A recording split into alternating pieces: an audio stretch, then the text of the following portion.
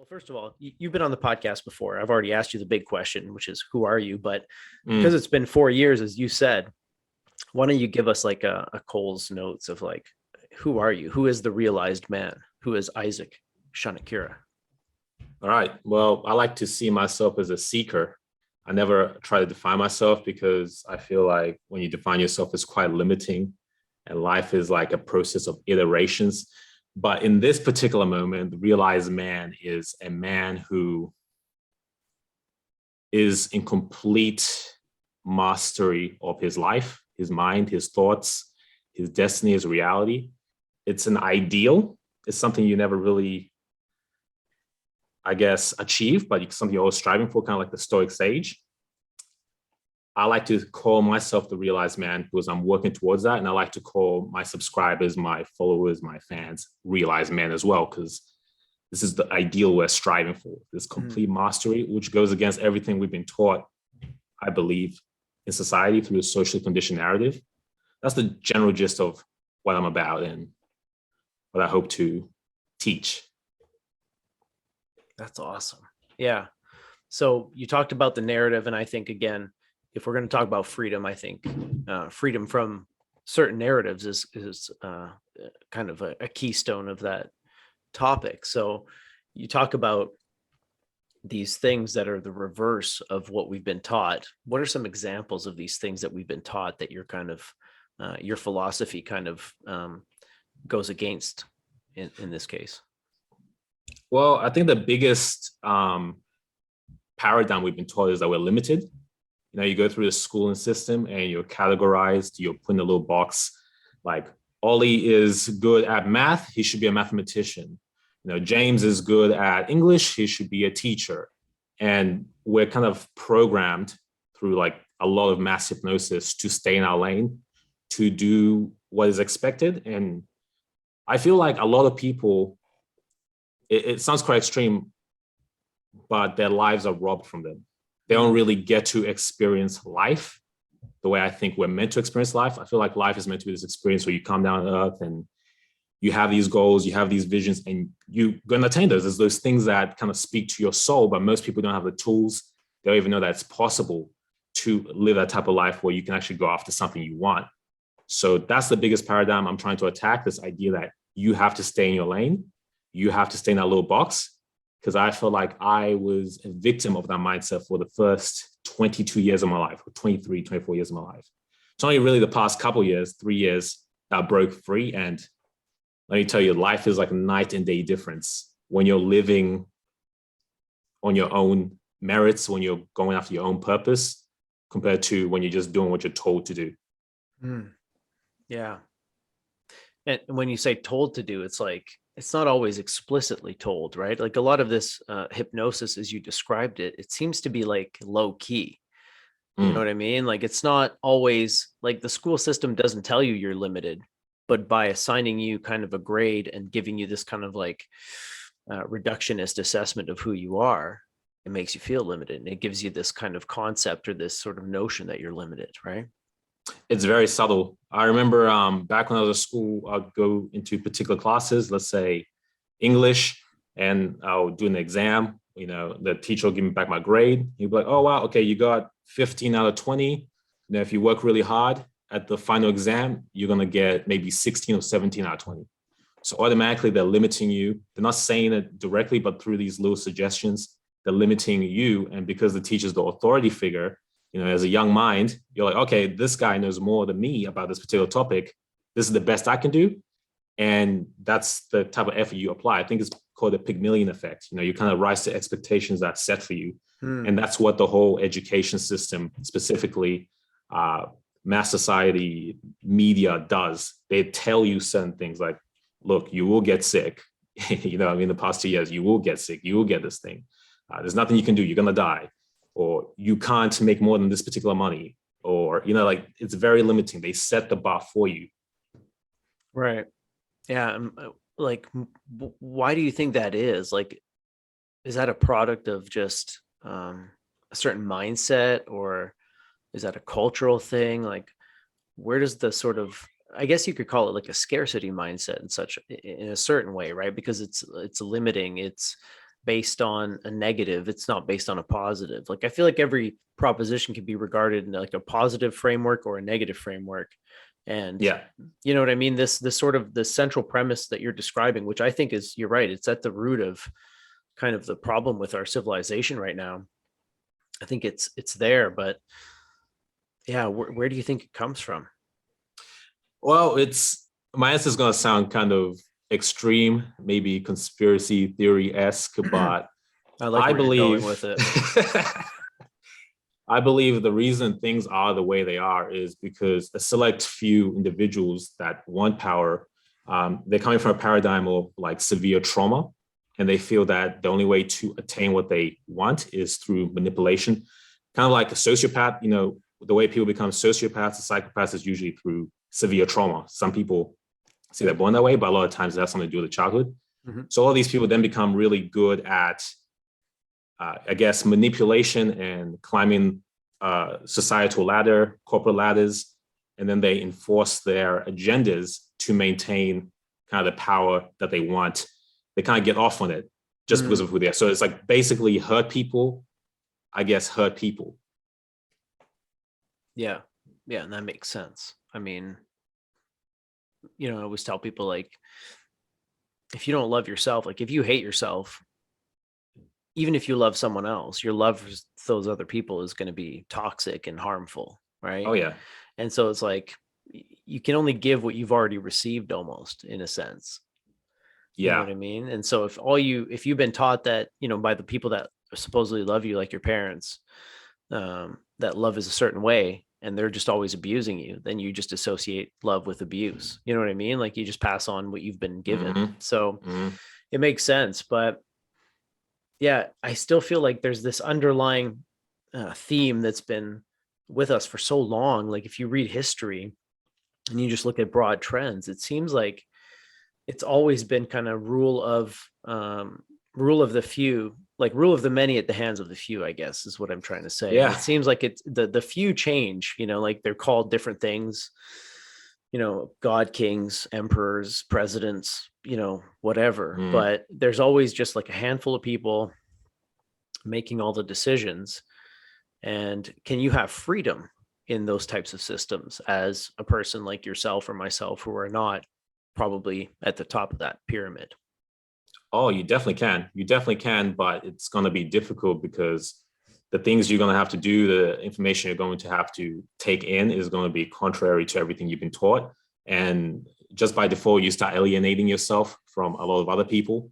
And then you run into the problem of, I guess, being the outsider. I guess you know all about that outsider's perspective. Perfectly named. Yeah, you become the outsider, and there's a lot of pressure with that alienation. I feel like a lot of people have been feeling that over the past 2 years, especially a lot of people that have, I guess, been waking up or possibly questioning the mainstream narrative. You're going to run into a lot of conflict, and this is something that happens the deeper you go. It's kind of like a pyramid structure. At the base of the pyramid are the majority of people, and you can relate to them as you go up in terms of your knowledge, in terms of your personal development, your understanding. You're only going to be able to associate with a few people, because if you say everything you want to say, people will start burning you at the stake. Like right now, if I was to tell you exactly what I think, a lot of my subscribers would probably think I'm insane. Really? Yeah. If I was to really tell you that, for example, I believe that what's happening in the world, a lot of people would say that it's based on maybe human nature. Jordan Peterson talks about dominance hierarchies in his book, The 12 Rules of Life. Animals kind of form dominance hierarchies by default. If you have a group of people, say 20 people, someone's going to become the leader, and maybe by default, they're going to start manipulating and abusing their power.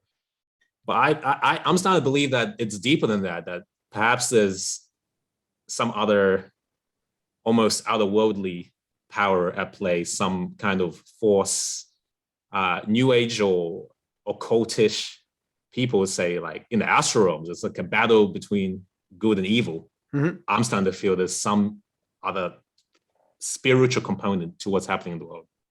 Oh, nice. And why do you think that your subscribers would think you're crazy for saying that?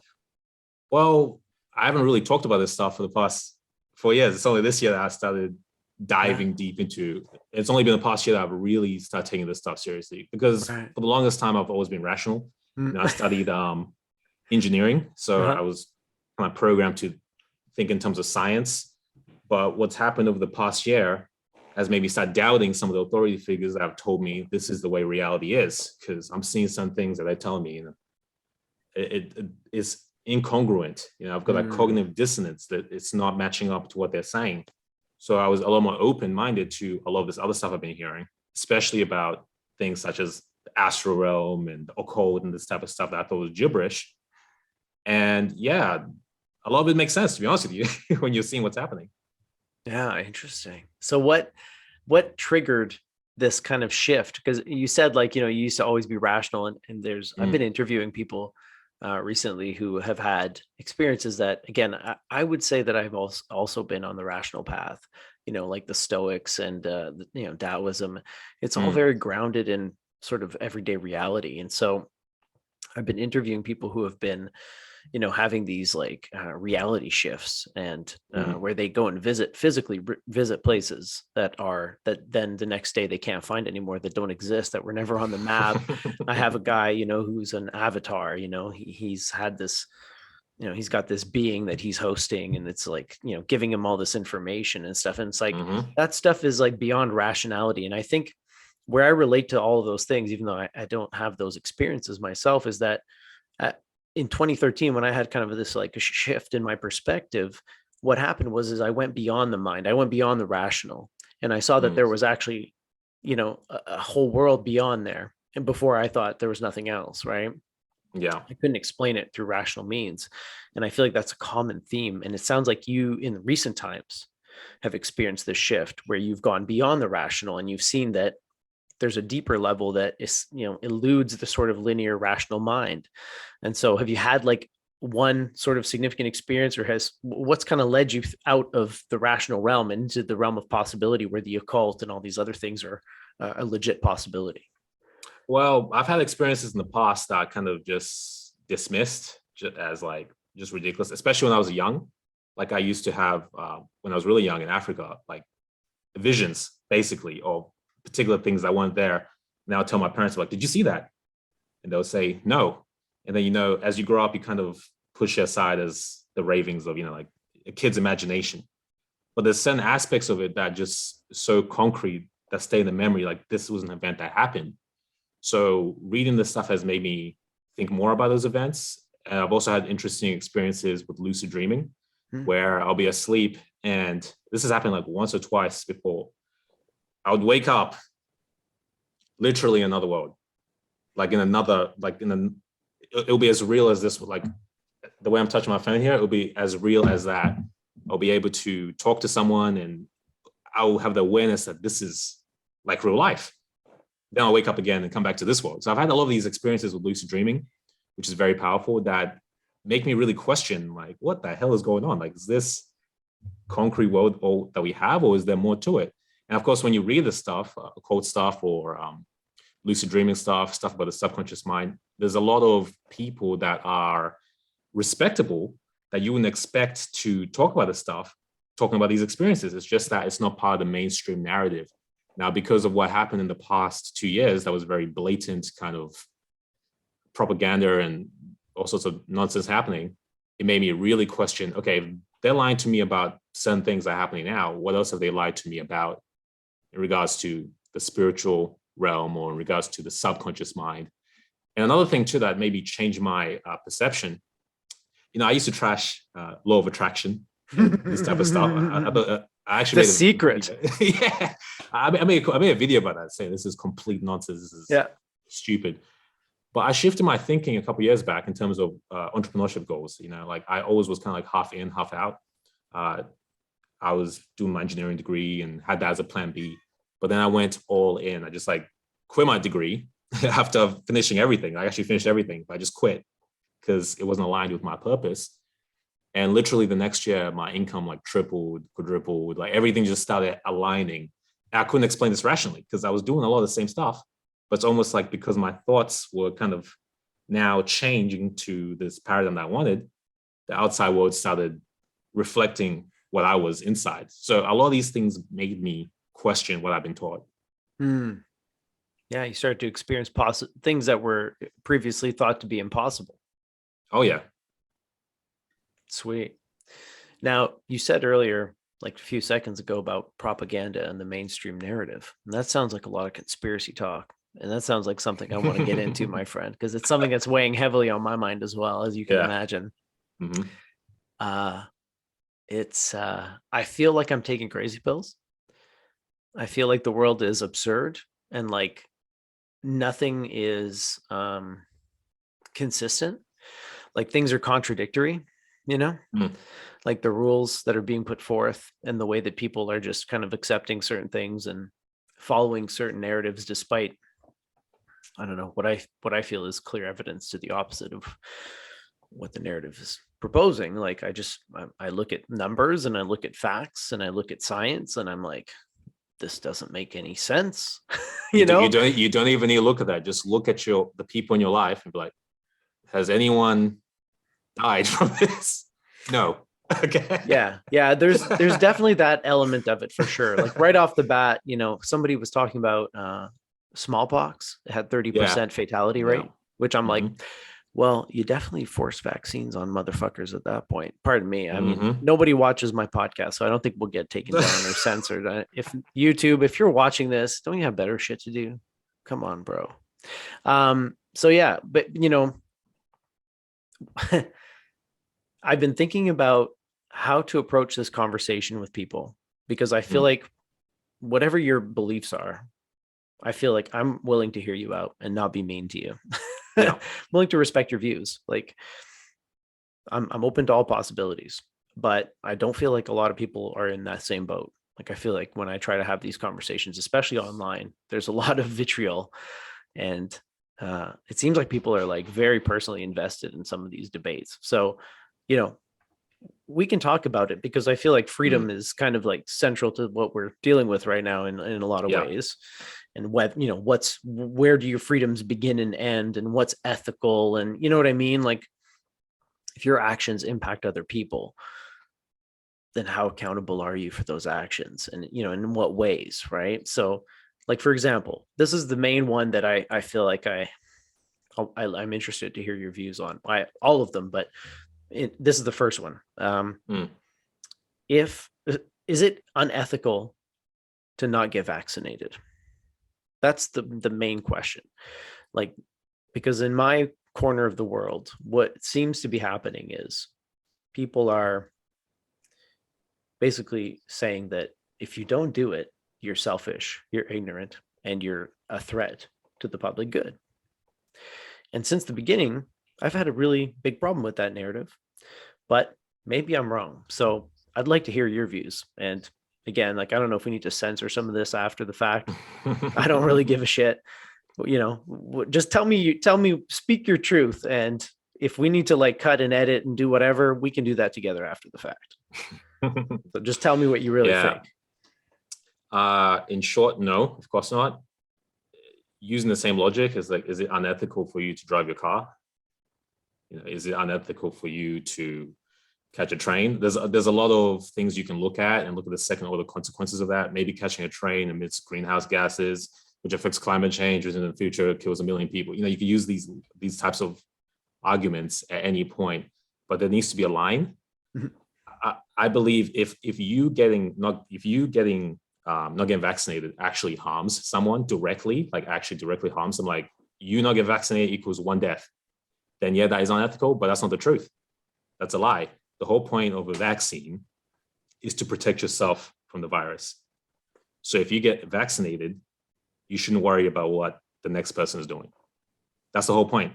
But the problem is, the reason they're pushing this whole argument of if it's ethical or unethical is because there's a lot of money involved, a lot of brainwashing involved, and big pharma really needs their big dollars. So they want to kind of get people to have these debates amongst themselves, make it political, because then you have zealots that fight for you and you push your agenda. It has nothing to do with science. The science has nothing to, like, how come no one really gave a shit about other vaccines? How come people didn't discriminate against people with AIDS? Like there's a lot of different issues that people have, but no one discriminated against that. Is it unethical to feed someone who's obese McDonald's? Well, yeah, again, and this is why I think this is ultimately a philosophical conversation, and it's really difficult to have because most people don't have any philosophical grounding. I mean, everybody has a philosophy. Everybody has kind of like an underlying belief system that defines things for them and gives them kind of like an idea of what the world is like and what's right and wrong. But very few people have an understanding of the fact that that's kind of like a program that you can choose for yourself and that you can you can make decisions on, which is I think what freedom really ultimately is the freedom to choose kind of your beliefs, because you can't choose your circumstances, right? There's all these external factors, but if you can choose your beliefs about those circumstances and how you want to interact with those circumstances, then that's ultimate freedom, because no matter what happens, you have some leeway, some ability to choose. I believe the whole vaccine argument really boils down to fear. I sympathize for, or I can empathize with people down the other side of the argument, because they don't really know any better in terms of in their reality, because everyone has a different perception. Because that's what they say about us. Subjective. Isaac. Exactly. That's what they say about us. That's the ultimate. That's why I find this so frustrating, is that the moment you start talking about like fear and propaganda, they're like, yeah, that's what you guys believe. And it's like, no, guys, please. It's like hard to have real honest conversations with people, right? I have no issue with anyone getting vaccinated. Like I've had vaccines in the past. I've had many vaccines in the past. Like I'm fully vaccinated, brother. I am fully vaccinated. I had chickenpox vaccine like 4 years ago because I never had it as a kid, and I'm like, I don't want my kids giving this to me now as I'm like a 30-year-old. So dude, I'm fully vaccinated. Yeah, it's not an issue. It's like it's not an issue. The real issue that people don't seem to understand is this whole idea of mandating things, like telling someone you have to do this, or you're going to lose your job. See, that's a slippery slope, because maybe we have a pandemic right now, if that's true, and maybe people are dying, and we consent to this. Okay, cool. We're going to save some lives. We're going to agree to this. But what happens next? Like I heard someone recently say, I think it was Owen Cook, they won't get to a point where you can't even have natural childbirths because there's a risk to the baby dying during childbirth. Everything needs to be a test tube baby. You can't drive your car. You need a self-driving car because you might kill someone. You might kill a kid when you're driving your car. You need to get the electronic ones. You can't. Where does it end? It doesn't end.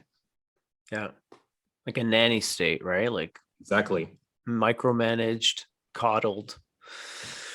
I mean, I think to some extent we want to minimize suffering and pain and death and those types of things. But again, finding that sort of line where that sort of motivation to protect and save and minimize suffering, and then your personal freedom to do what you feel is right and what you want to do, it's like finding where that lies seems to be the tricky part.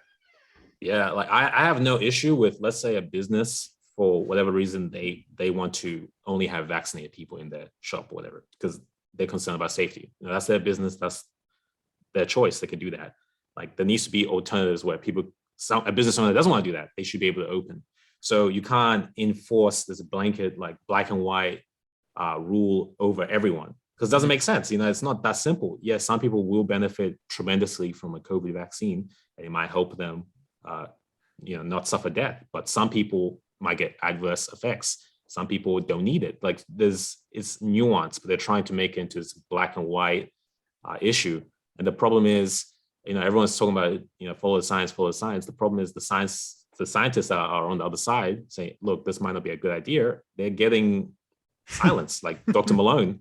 They don't even have a platform to talk. So obviously you're going to follow the science if you can only see one side of it. That's not science. That's like a religion, scientism.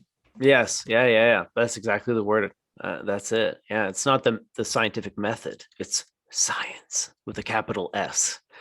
Like God with a capital G. You know what I mean? Exactly. Yeah. Oh, I love that you brought that up, because that's something I've had a really hard time with as well, is this whole notion of follow the science. Like, okay, follow the Bible. Don't wear mixed fibers.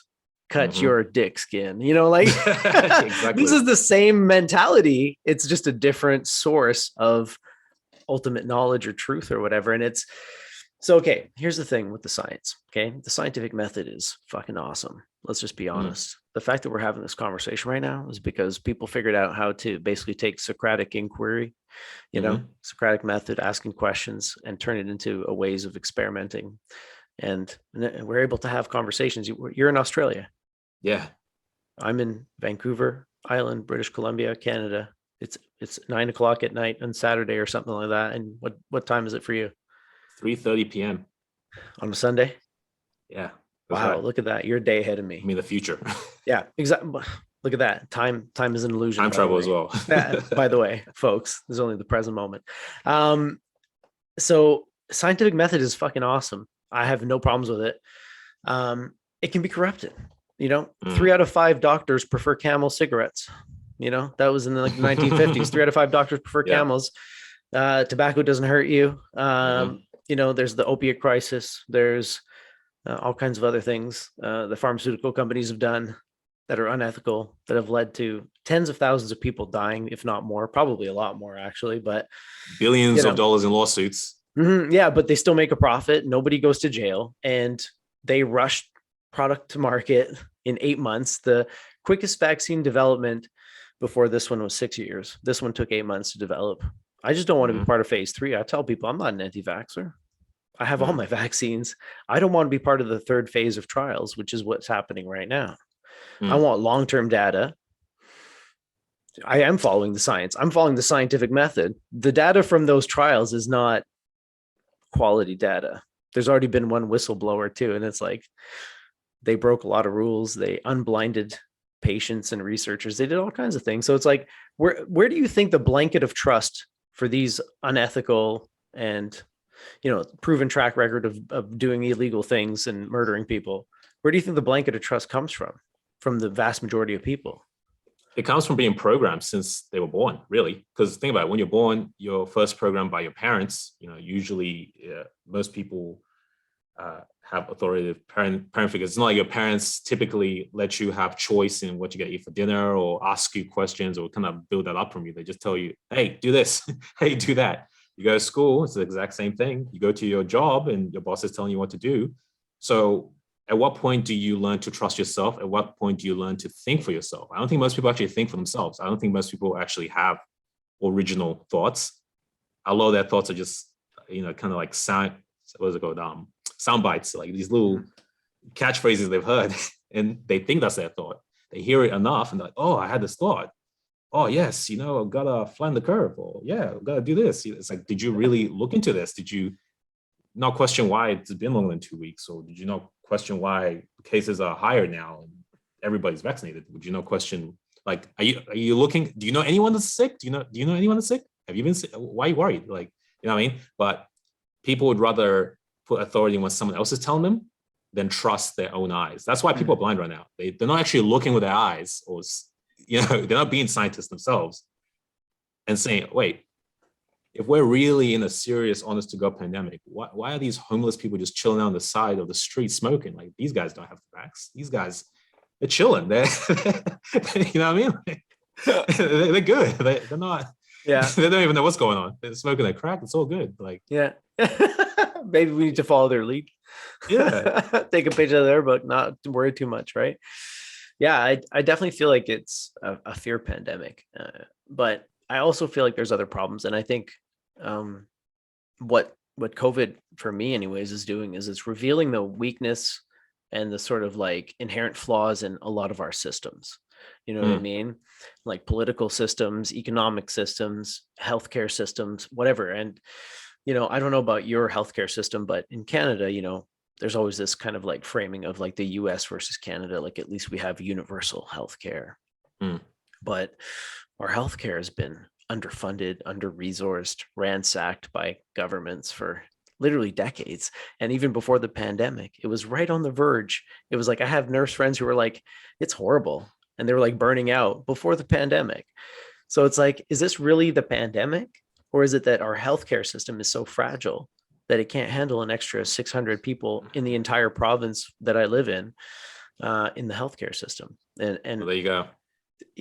you know what I mean? So to me, it's like, this shouldn't be a deal breaker. This thing should not be destroying us this way, but it's because there's been a massive wealth transfer, and the Hmm. systems that treat everyday people and everyday problems have been depleted and under, like, basically just pillaged. Yeah. Is that similar to your country? Like, what's your healthcare system like? And is it overwhelmed right now with Omicron? That's what they're saying. But Okay. here's the funny thing. Here's the funny thing. My mom's a nurse. So I asked my mom, like, Mom, are there lots of, people in the hospital dying from COVID? She's like, no. That's just, it. just, just a couple of old people. I'm like, oh, okay. I'm like, they have COVID? Yeah, they have COVID. I'm like, are they dying? No, they're chilling. Oh, okay. Or I asked some of my friends too. It's like, so you got COVID. How was it? He's like, oh, bro, I was sick. My nose was runny and I had a headache. I'm like, oh, kind of like the flu. He's like, oh, yeah, no, it's bad. I'm gonna get really weird here. A part of me believes that I don't believe that COVID's fake. A lot of people say COVID is fake. Mhm. I think it is real, right? That there is a virus, a flu-like virus, possibly worse than the flu, maybe not. I don't know, but definitely not this kind of thing that they are creating on the news. And I also believe that it's also somewhat self-created. Because if you know anything about the subconscious mind, when people are told that, oh, you're gonna be sick, you're gonna be sick, you're gonna be sick, you actually create these things in your body. Dr. Bruce Lipton talks a lot about this stuff with epigenetics. Mhm. Like when you live in this kind of like fierce state, stressed out, you kind of turn on those genes for sickness and get messed up. Doctors most of the time don't even get sick. They're just chilling. They're meeting like hundreds of people, but they have this like belief. Maybe it's like the ego. They're like, I can't get sick. I'm a doctor. Most of the time they don't catch anything for years. So I always wondered about that, because it's like, I'd go see my doctor sick as a dog, and how many, probably dozens of people every day they see, and it's like, how are you not taking sick days like every week? Like, how are you showing up to work, right? So it's like, what you're saying is so spot on. It's so funny. It's like, what's your secret? It's like vitamin C. It's like, I take vitamin C. Like, there's got to be something else, bro. Tell me the truth. I feel like that they don't really know what the hell's going on. Like I feel like with healthcare, unlike other sciences, it's not as direct of a science as like maybe physics or maybe mathematics, where they know what's happening pretty good. It's kind of like, I'm gonna give you these pills. Okay, sometimes it works, sometimes it doesn't, but we're gonna say this works. We don't really know why it works. We think it's this ingredient, we think it's this thing, but we don't really know why. Yeah. Sometimes it works. Yeah. We're gonna give you chemo. Sometimes it works, sometimes it doesn't. Okay, this person. Sometimes it's worse. It makes it worse, Yeah, but the problem with humans in general is you can't tell, I guess, the masses, if you're an authority figure, that look, we don't really know. We're trying our best. We don't know what the hell's going on. We made this vaccine. It's kind of working. It's not really working, but we don't know. We'll try something else. You can't say that because people lose trust. So you always need to kind of have this illusion of control of knowing what's happening. Like in America, we know what's going on. We have a solution. Exactly. This is what we're going to do. It's going to be great. And then it's like, maybe sometimes it is great, sometimes it isn't, but they have no idea when they're declaring these things. It's like, it's on the go. Like, it's evolving as we speak. And so just change it. Exactly. And so it's like, they might have a handle on it one day, maybe not. It's almost impossible to know. But like, even if they did have a handle on it one day, if they just keep doing the same thing, they're not going to keep up. Right. Because it's evolving. Mm-hmm. And like, to me, like, one of the biggest flaws in this whole thing has been like trying to vaccinate with an unstable virus, right? Like, people keep comparing this to polio. Mm-hmm. And I did very little research on this, so don't quote me, but I'm sure you guys can look this up if you really want to. But polio is a stable virus, and the vaccine for polio is not leaky, which means it actually prevents you from getting it, like to a high degree, right? Like, high percentage. So these vaccines don't prevent you from getting it, and the virus is mutating rapidly because it's unstable. So it's like the worst strategy in terms of like, we're only going to do one thing and it's this, everybody has to get vaccinated. It's like, that's the worst thing you could do to try to get out of this. And it seems like, just from a very logical standpoint, you don't even have to go into the science. It's just like, we know it mutates rapidly, and we know that the vaccine doesn't prevent transmission.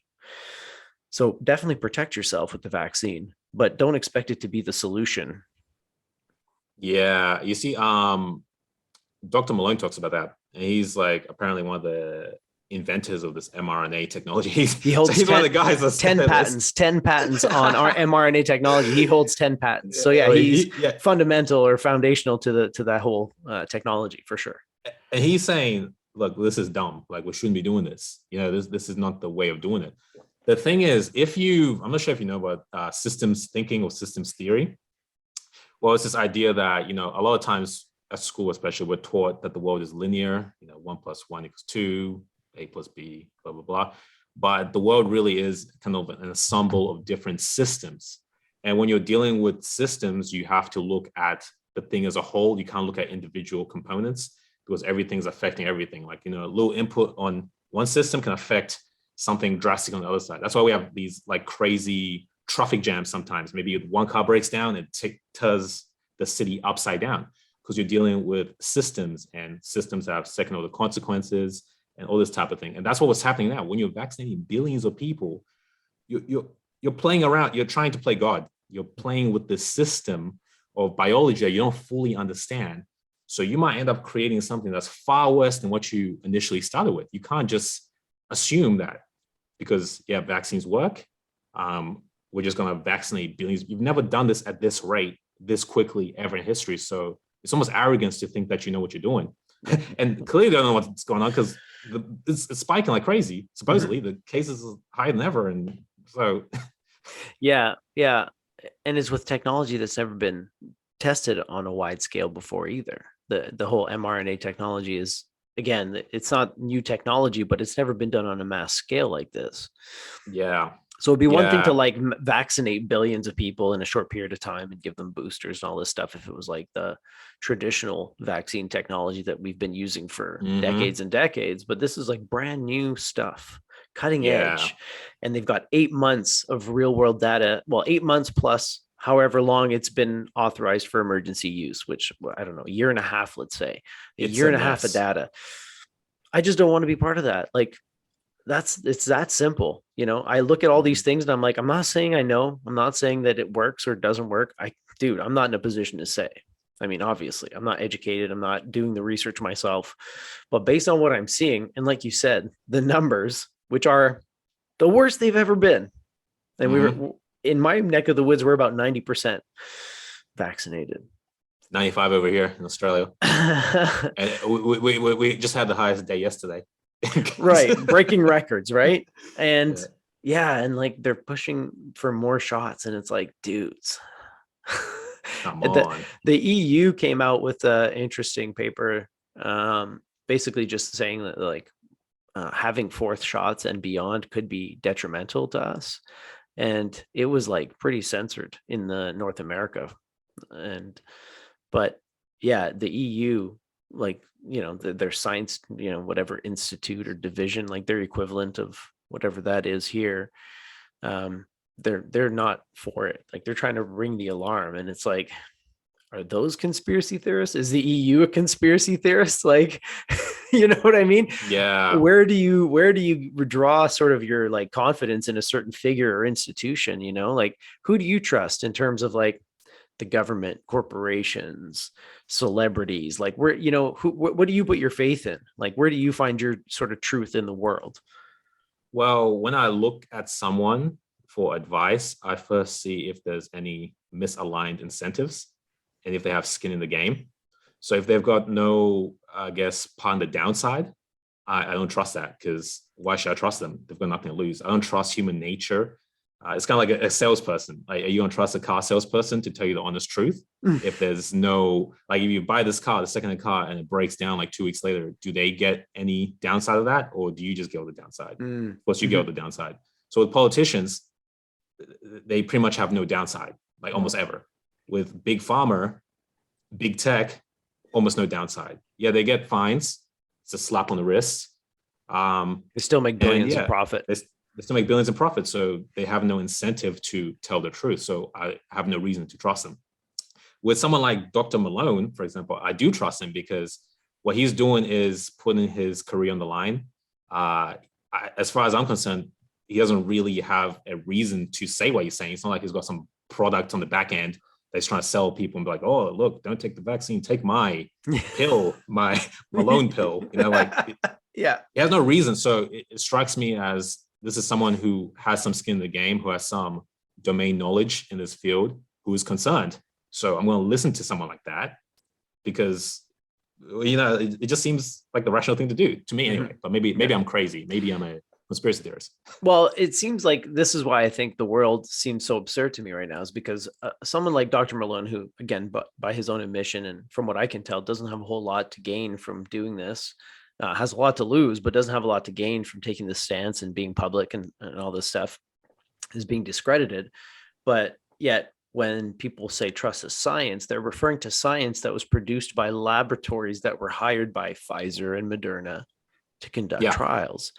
And so these labs were being paid by the company that stood to gain I think it was like $38 billion in 2021 alone for Pfizer, just from these vaccines. So there's, like you said, a moral or sort of an incentive misalignment there, because the science, again, is not pure.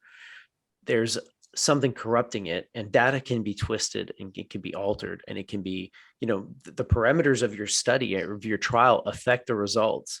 And so, for instance, if you take the first shot in a trial and you have such an adverse reaction that you can't take the second shot and they take you out, your data is not included in the trial. So you know what I mean? So if you had such a bad reaction after the first shot that you can't continue, you're not represented in the data. And that's just the parameters of their trial, and that's above board. So the data is not this like objective thing that is just, data must be interpreted. And there's also the integrity of the data. So to me, it's like, even the results that they're giving us, I don't fully trust it, because they're known to fudge those things. They have done it in the past, it's a known issue. So, how do you look at data? How do you look at the facts? Because so give you another example here in BC right now, the stats have shifted. The vast majority of infections is taking place in the fully vaccinated, and majority of hospitalizations as well is taking place in people who are fully vaccinated. But because, the unvaccinated represent 10%, now the media has shifted to a per capita number, because it's like there's fewer unvaccinated people, but they make up, say, 20% of the hospitalizations. Like you're 10% of the population making up 20%. Now they're looking at that metric. You know what I mean? Instead of looking at just the raw numbers, now they're shifting to a different sort of angle, again, to reinforce the story that they're telling, right? Which is it's all the unvaccinated people's fault. And so how do you look at data? How do you make sense of it? Do you have kind of a system for that? Yeah, it's a very basic system. To be honest with you, I don't give a shit about data. Like, I'm a caveman.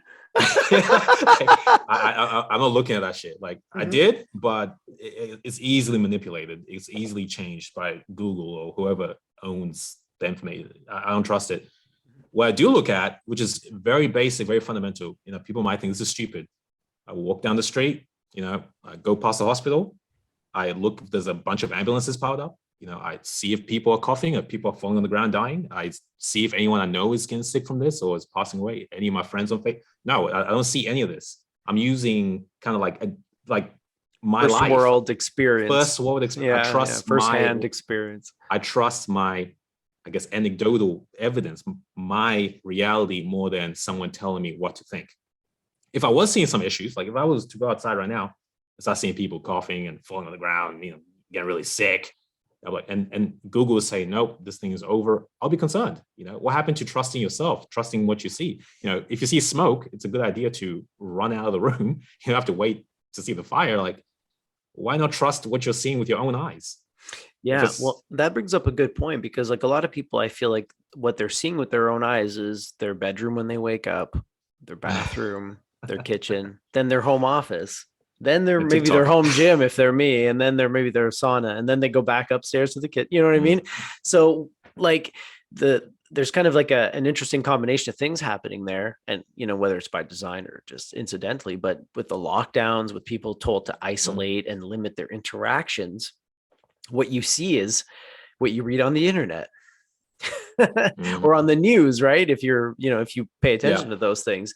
And so, if you're not walking down the street and walking by the hospital and doing those types of things, then you're liable to believe what somebody online is telling you, or in the news on CNN or wherever is telling you. So again, if you're in a position where you're having to take in conflicting data from the outside world, from a media source or many media sources and stuff like that, like there's got to be a way to kind of validate.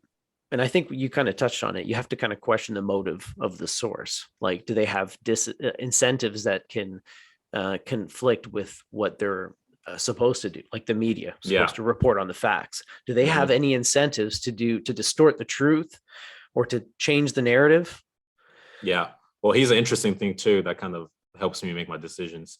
Here in Australia, well, they recently removed it. I'm not sure if they're going to bring it back, but they had the vaccine pass, and you couldn't go into particular shops unless you're double vaxxed. But here's the funny thing: like the shopping complex has a bunch of different shops. You can go and get essential foods and stuff, right? So you can go to like a shop like Woolworths, buy your groceries, but you can't go to the gym. But it's all in the same. It's in the same building, right? Yeah. So you can go get food, but you can't go to buy electronics. So what difference is it if someone goes to get food, mingles with someone who's unvaccinated, and travels around to these? There is no logic in it. There's no logic. Yeah. But what I think is most people, I don't want to sound insensitive, but their brains are not actually made to think or to pick up on these discrepancies. They're just thinking, okay, let's follow the rules. They're telling us what to do. We do our part, and this will be over. They want this to be over. So when you want something to be a particular type of way, you kind of get myopic. You get that tunnel vision. Your brain's reticular activating system can't even see other alternatives or evidence. They can't even see. I was talking, like, I haven't got any of the jabs, but my whole family has. Right? I was talking to my sister, and I was like, did you notice at the shops there's these stickers where it says, like, you can go in if you are double vaxxed, but you can't go in if you're not vaxxed? She said, no, I didn't notice that. What are you talking about? It's not part of her reality. It's like, once you have it, what do you care if there's a sticker telling you you can go anywhere you want? You know what I mean? So most people, they just want to get it over and done with. They're not doing anything bad. It's not like they want hurt on other people. They're a victim of the programming and the type of thinking that has been ingrained in them since they were born. And that's why it's so hard to kind of shake people. Like, you have had many years of reading, philosophy, the Stoics, all these different philosophies, and training your brain to question things, Socratic method, to have these debates without getting emotional. You look at all these books we have behind you. The average person doesn't read one book. They might read Harry Potter, like they're not going to. So how are they going to train their brain to be able to see these things? You're kind of like a athlete that's been practicing, like a tennis player that's been practicing for years and years, and they're playing the pro leagues now. The average person, if you've never played tennis, what are you going to do? I feel like it's interesting because as kids, we ask a lot of questions, and everything's why, right? Even when it's not even appropriate to the context of the situation. It's like, there is no why, just because, whatever, shut up. But it, again, maybe it gets conditioned out of us. Maybe we just, from being told, right? Because we're given answers and we're told that these are the answers. Many of us just believe those answers. And then if you think you have the answer, you don't ask why. You just go with the answer. But you said something interesting I want to circle back to. You said, like, they told us do these things and we'll get through it. And a lot of people I know, that's kind of that was their motivation, right? It was like, okay, I want things to go back to normal. I'm going to do my part. I want to be able to travel. I want to be able to do X, Y, and Z. So they got the shots, and, I love these people. Like, I respect their decisions. Right. But then after, a few months, things aren't back to normal, and you did your part. And now that we're going back into lockdown, or there's more restrictions, or numbers are going up, or, whatever.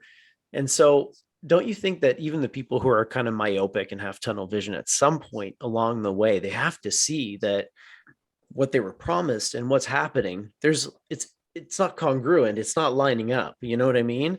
Like, how far does it have to go before people start to really en masse kind of figure out, like, this is not what was promised. It's not as advertised. Well, unfortunately, the human mind has lots of cognitive biases that kind of distort clear thinking. One of them is the sunken loss fallacy. When you're very invested a little bit into something, it's hard to stop. That's why people keep gambling and gambling.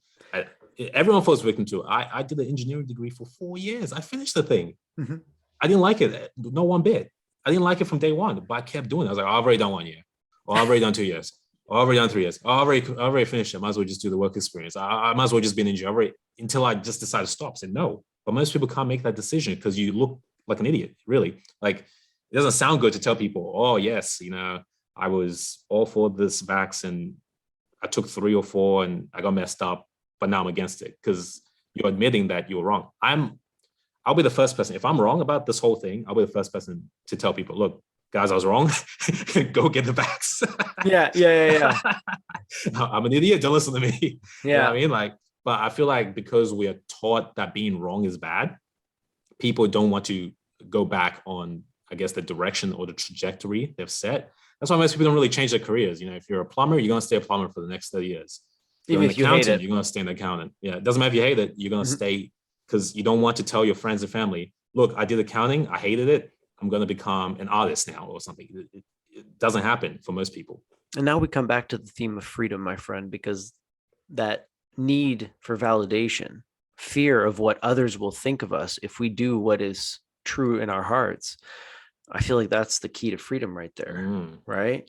Like living up to other people's expectations. You said like most people don't even live a life, you know what I mean? Like, they don't think for themselves. They're thinking other people's thoughts. They don't have original thought. And it's, they're in a way, and again, I say they, but I don't have many original thoughts. Let's be honest. I just choose the unoriginal thoughts that I have. I feel like that's the key.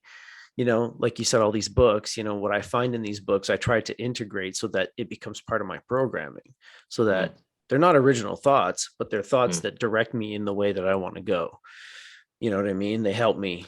Yeah, but at least you have a conscious choice in what you're doing. I mean, that's what I meant by original thought. Like, you look at all the options and you choose. You're like, I like what Marcus Aurelius said about this. I'm going to follow that philosophy as opposed to I'm going to listen to Anthony Fauci because he's a doctor. Like.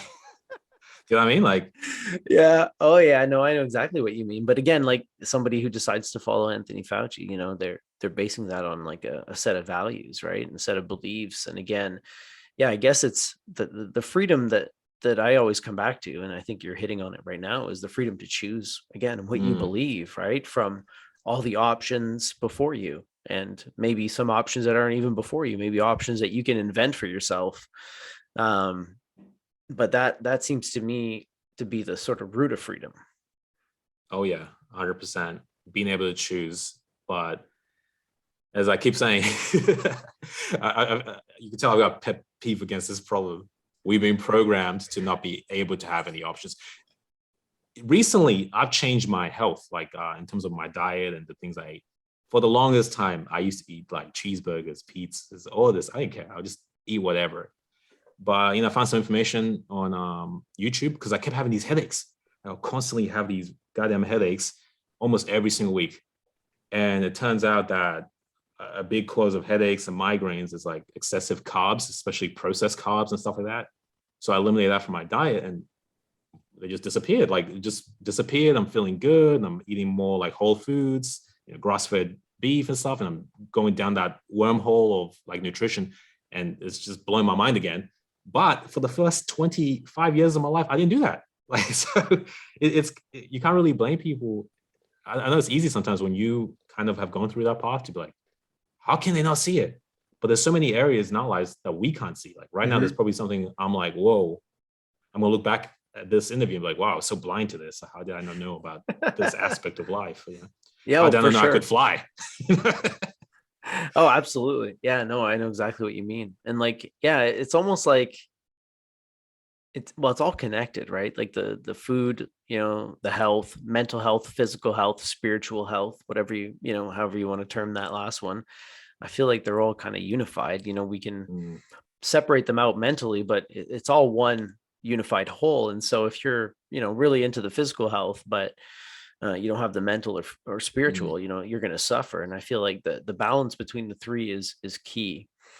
And what I see too is, this being a fear pandemic, fear causes stress. Stress Oh yeah. weakens your immune system.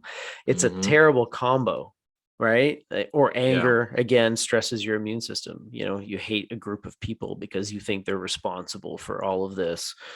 Feeling that hate, that animosity, going online and spewing vitriol, Hmm. all of that stuff just weakens your immune system and makes you more susceptible to the apparent problem, which again, I like to take the mainstream sort of narrative at face value, because I feel like even there, it stands little chance of standing up to scrutiny. I don't feel like I don't necessarily believe it at face value, but I'm willing to take it at face value so that I can, Mm. that's where I'll wage my sort of ideological battle, because it's like, then I can't be accused of saying, well, that's speculation, or, I'll take the facts as they are because they're incriminating. I don't need to even question them, even though they Yeah. probably are not accurate. I don't even need to go there because it doesn't make any sense.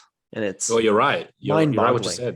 It's Yeah. like it's a mix of different things happening at the same time. I think it was Warren Buffett. He was talking about cognitive biases. He calls it the Lollapalooza effect, when you have several different things happening at once and it becomes a lot more powerful, like in a synergistic way. So right now we have, for example, social proof. We have a whole bunch, millions or billions of people doing a particular type of thing. And that, of course, influences us from an evolutionary perspective to follow. Now, I always give the example of you're at a traffic light and you press the button and it says you can't cross, but everybody starts crossing. You have this urge inside you. You can feel it to follow. You actually feel it. You don't Yeah. want to do it, but you can feel it. It takes a lot of control to not do it. So that's social proof, because everybody is doing it. You're going to do it. We have, for example, the sunken loss fallacy. The people that have done it are going to keep doing it because they've already invested. We have, for example, what you said, the stresses, the immune system being suppressed, vitamin D being suppressed. Vitamin D is very important for the immune system as well. We Is have that is that a programming. conspiracy theory or is that science? No, that's true. That's I true. know, I know. But it's like, that they keep talking about the science, but it's like there's the vaccine science and then there's like the health science. And it's which is like, all look at fake. the big picture, right? Well, I mean, like, look at how to boost your immune system, all these different things, right? Like it's more than just the vaccination. Like look at all of the Mm, science. You know what I mean? yeah. Exercise, the role of exercise, the role of sunshine and vitamin D and all these different things. It's like there's a lot of data for that as well. Um, Mm. the thing is, I come across all this data and I look into it, but then I never save any of it. So I'm like, I know I read this, I know it, but Yeah. No, I intuitively, understand. right? I mean, like if you're a healthy person, you exercise, you eat well, you're not stressed, you have good mental health, you're going to do a lot better against a virus than if you're, none of those things. If you're eating McDonald's and Smoking KFC two and packs never a get day, or exercises, yeah. yeah, And exactly. another big thing is the repetitive programming too. Like the amount of times I've heard the same thing, like thousands of times. Like one of my favorite areas to study for self-improvement, and I actually have like courses on this and coach people, is the subconscious mind Mhm. and how to reprogram it. And what you're witnessing now is like a complete master class in subconscious reprogramming, just like over and over again, over and over and over and over again, these messages. You start to believe it. You start to believe anything that's told to you over and over again. So it's insane. Yeah. And so what else is involved in this kind of like programming of the subconscious mind other than repetition? Because that seems to be obviously the main theme. What are some Yeah. other aspects so people can look out for it if they're keen to do that? Well, a big thing is authority figures. If someone you regard as an authority figure tells you something, you're going to take it on uh, with more, I guess, you're going to take it on more. Mhm. Like if you're young and your mom or your dad who you adore says, you're stupid, you're dumb, you're never going to amount to anything, you could be 50 years old and have those words repeating, and they're going to be affecting your thoughts if it was programmed in the right way. So authority figures telling you something, so police, health professionals, presidents, that type of thing, they have a bigger weight than maybe your neighbor or the conspiracy theorists on the internet who's not an authority figure. Yeah. Um, and programming happens best in a trance state. So typically when someone is a bit sleepy right before sleep or when they're waking up, the brain waves are in a particular frequency where it's easier for you to become suggestible. And what are people doing all day? They're on their phones, they're watching TV late at night, and they're getting hit all day, in the morning, at night, on TikTok, on Instagram. You see the messages on Google, you're getting hit all the time with, COVID-19 is dangerous, this is destructive, this is going to mess you up. Even if you don't want to believe it, even if you're choosing to ignore it, and you're consciously paying attention to it, those impressions are again put in your mind, thousands of times. It's very effective. Yeah, it creates this kind of like low grade anxiety that you can't really Oh trace yeah, necessarily to anything specific, but it's just kind of always there, you know? yeah, it's crazy. Um, yeah, it's crazy indeed. I have a hard time understanding what the end game in all of this is. And I think, for people like us, it's kind of like all speculation, right? I mean, Yeah. uh, clearly by observing the facts or what we see, can't even say they're facts, but what we see, we can formulate some pretty good hypotheses. Oh yeah. Do you feel that it's mostly greed and money and profit, or do you think that there's some like more sinister agenda at bay? Because I feel like that's kind of like where the spectrum of theory to conspiracy theory kind of starts to formulate for a lot of people. I just regard them all as theories. Yeah. I don't really see like if they turn out to all be lizards and they came out tomorrow with proof, I'd be like, I'm not surprised. I'm actually not that surprised. It's like I didn't think it was likely, but I'm not shocked by any stretch of the imagination. So like I'm open to all theories because that's kind of my attitude. But where's your head at with that? Do you think it's just greed, or is there more at play? Well, there's a few, I guess, possible solutions I've entertained. The most basic one, I guess, the more rational one that you might think is just greed. It's just ignorance in terms of the scientists involved. Kind of this dogmatic way of thinking, where they're thinking that what they think is true is 100% true, and we've seen that in science over the years. It's kind of like a byproduct of science that happens sometimes, where people just have the blinders on and they focus on whatever they're doing. At one stage, people thought that freaking the sun revolved around the earth. The earth was the center of the world and the galaxy. That the Milky Way was the only galaxy. It was the entire universe. That was in like the 1920s. Scientists always talk in definites for some reason, and people tend to believe it every single time. They're like, the electron's the smallest thing ever. Oh no, actually it's not. It's not. There's these quarks that are small. Oh no, there's something small. It's always that type of thing. So that's I guess the rational way of looking at it is just they're scientists. They're looking for the greater good, and they just might be wrong with certain aspects. Another way of looking at it is the corporate greed. Like in reality is there's like a network of big tech, big pharma working together that bought out all the politicians, big pharma. And this is just their way of kind of profiting. I heard that Pfizer's making a lot of money this year. So, 30 plus billion, some 37, 38 or something like that, apparently. That's another theory that's just a big money grab. Another theory, ascending in terms of sanity, I guess. Yes. I like it. Take me higher.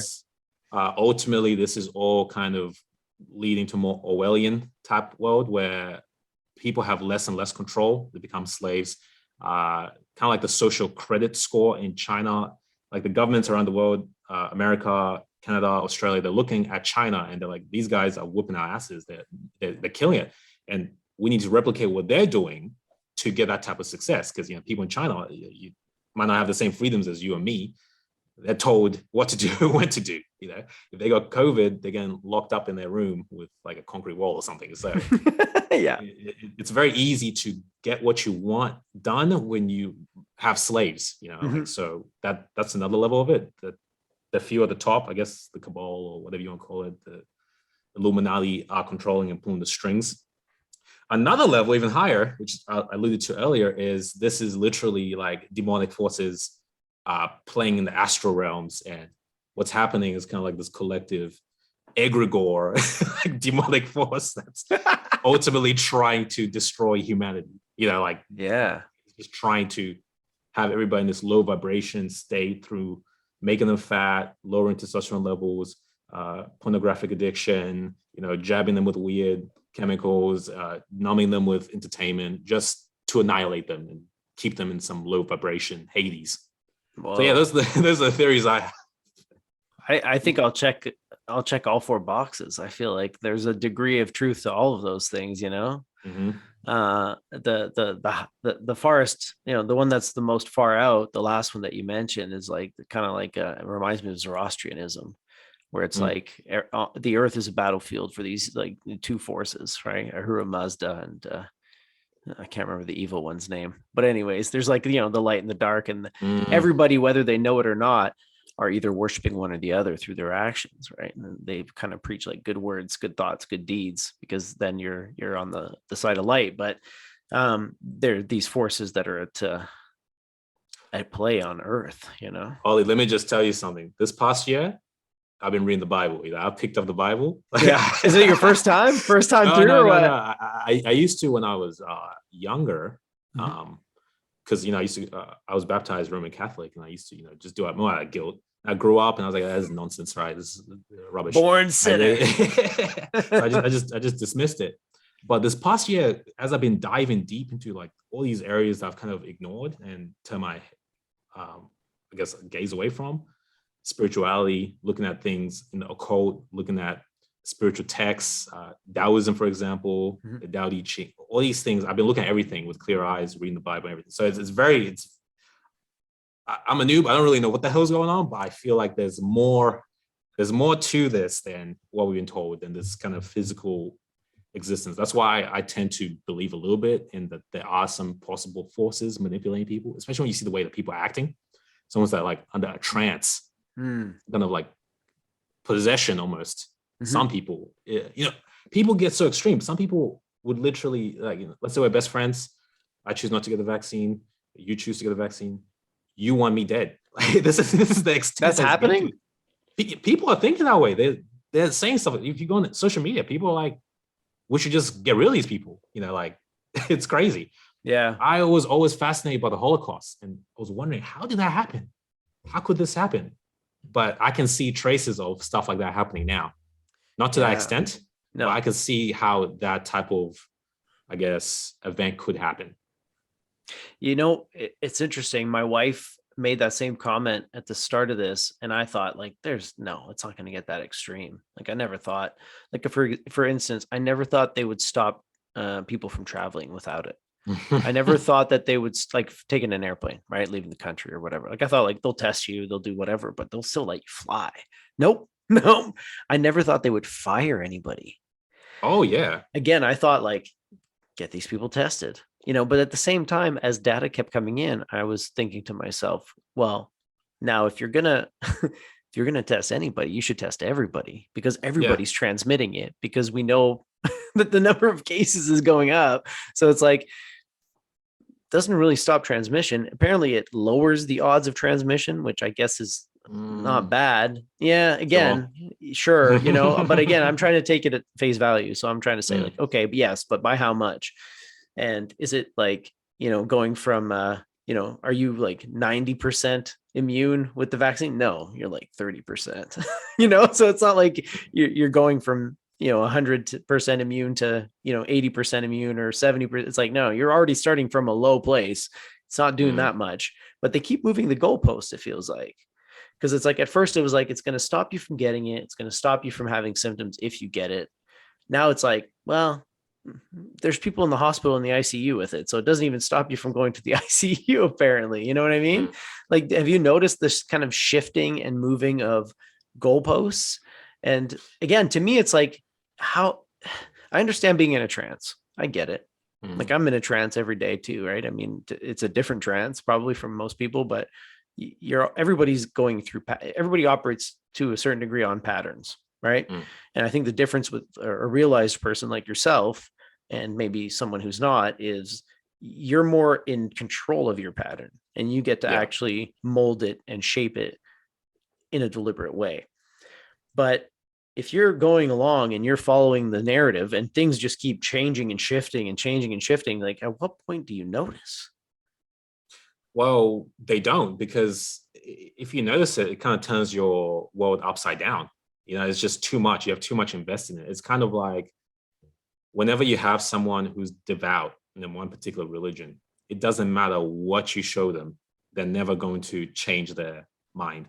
You know what I mean? Mm-hmm. Like, if you are a devout Muslim and I show you evidence, look, this evidence here, Muhammad didn't exist, this, that, whatever, you're not going to listen to what I say. If you're a devout Christian, you say, look, Jesus didn't exist, this, and that, you're not going to listen to me. If I show it's atheist evidence that, look, Jesus did exist or the Buddha did exist, no, you're not gonna. It's just the way the human mind works. It's not. It But it doesn't doesn't have change. to work that way. It Clearly, doesn't. there's It some takes a people it lot of doesn't work. work that way. Yeah. Okay. For some people, they're open, but you have to be open to put your ego aside and be wrong. Like Mhm.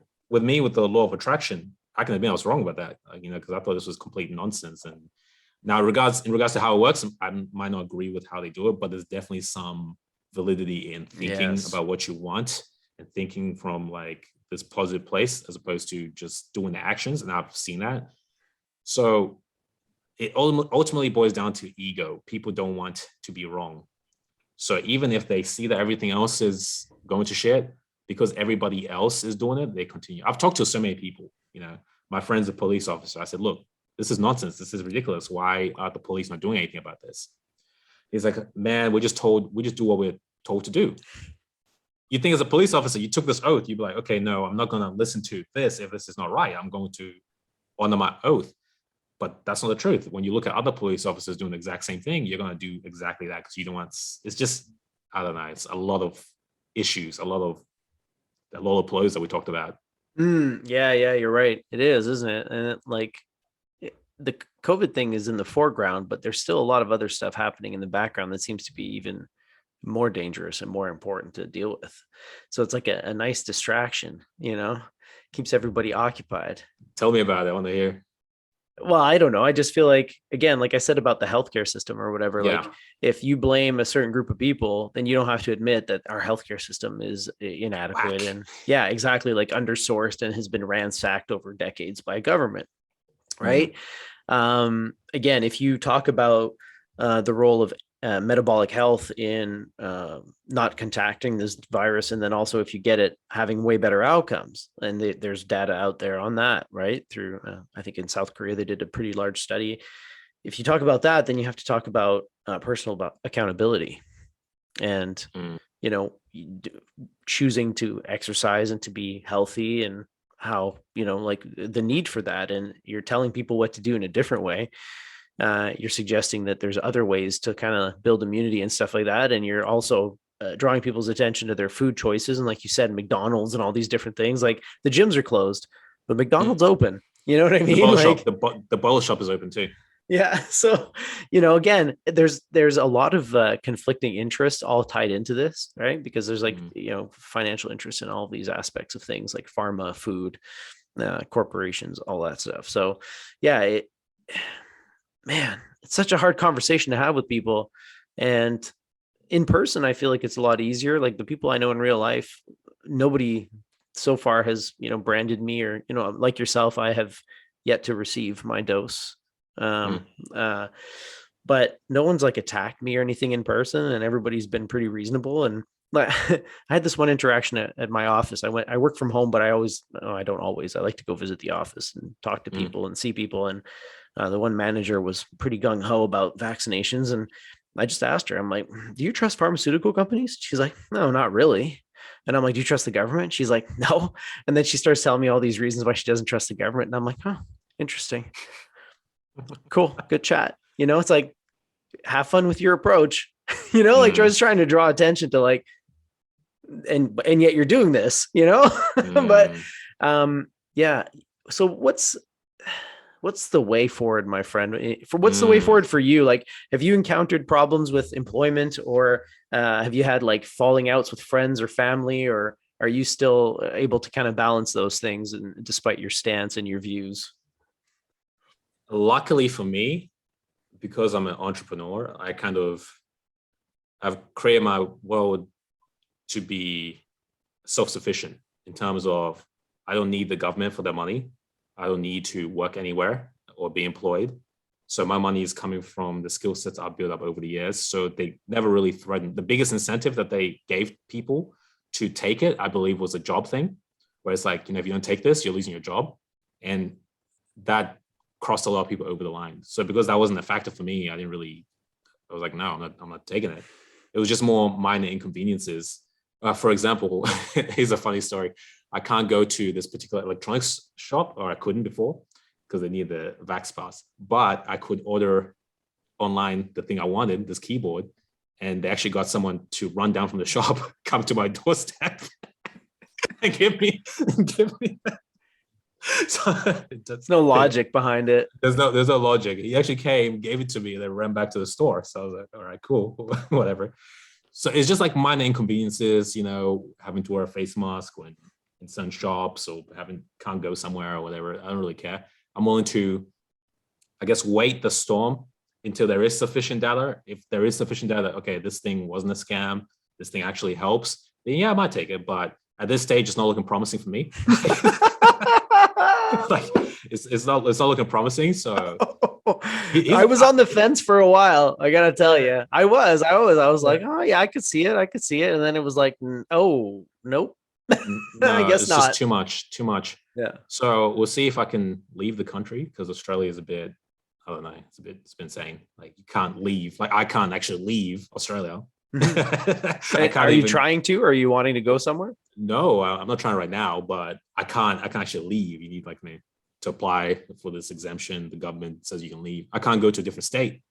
So I stay in my state. I can't go to another state. So are they guarding the border crossings between the states, or how do they monitor that?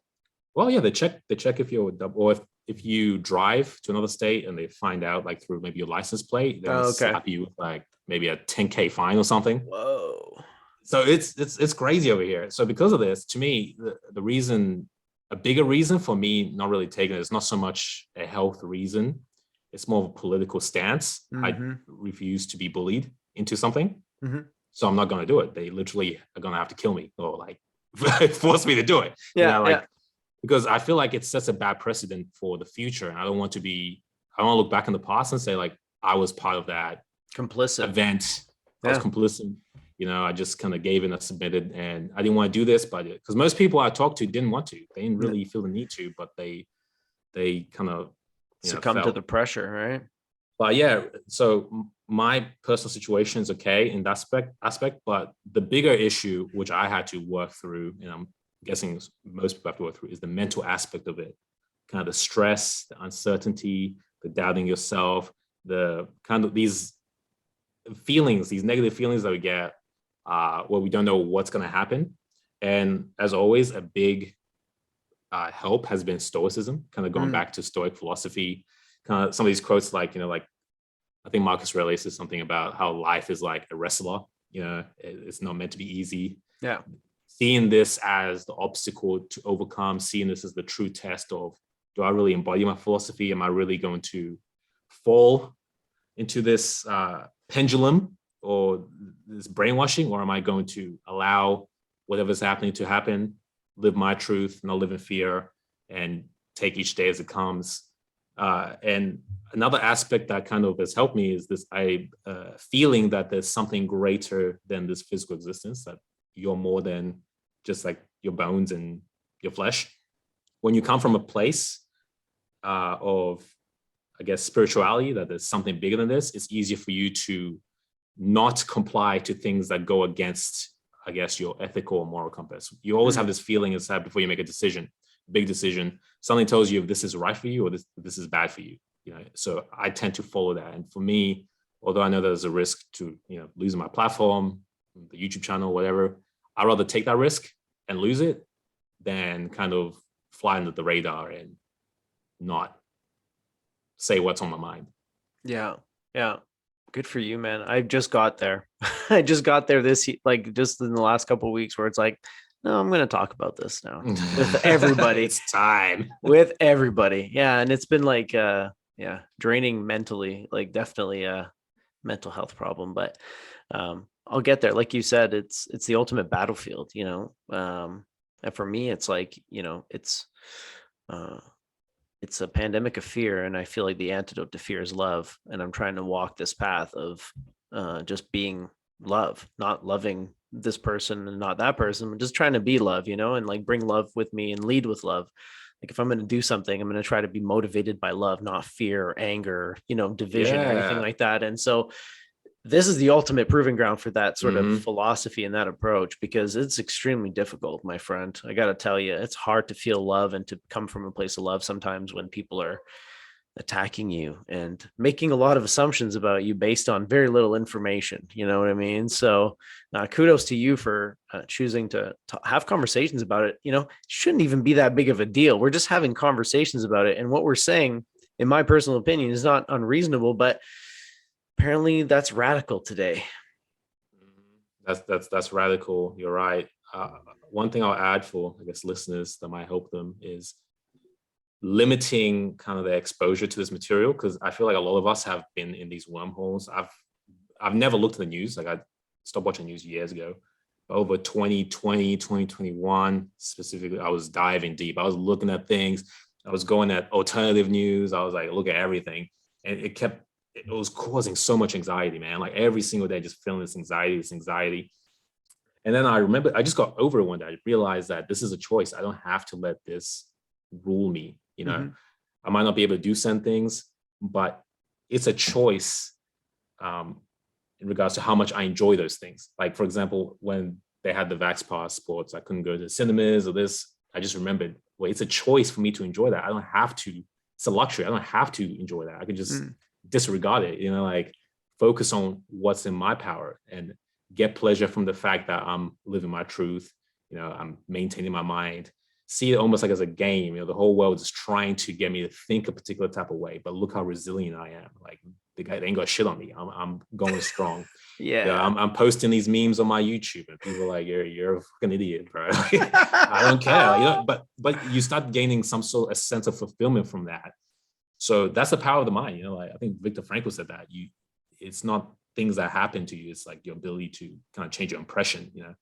Absolutely. The ability to choose. The last of the human freedoms. And that's what we started talking about. And I think, like, that's a great way to wrap it up, my friend. I feel like you nailed it, man.